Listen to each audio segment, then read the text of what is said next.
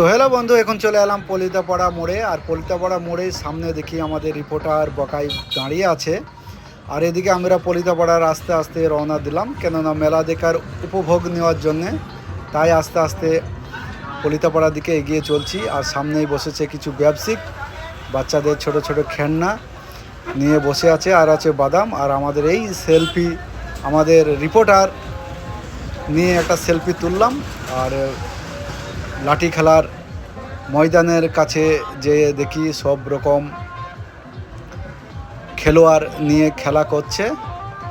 আর এদিকে আমার একটু সেলফি তুলে আগে বেরোনোর লাঠি খেলা দেখার চেষ্টা করছি। এদিকে সুন্দর একটা লাঠি খেলা হচ্ছে, এটা কমেডির লোক। আর এদিকে গাছ পোড়ানোর ব্যবস্থা, সেই গাছ যা আমরা কদম গাছ, বেল গাছ বলি। আর এদিকে বাচ্চাদের খেলার জন্যও সুন্দর জিনিস আছে। তাই পলিতাপাড়া লাঠি খেলা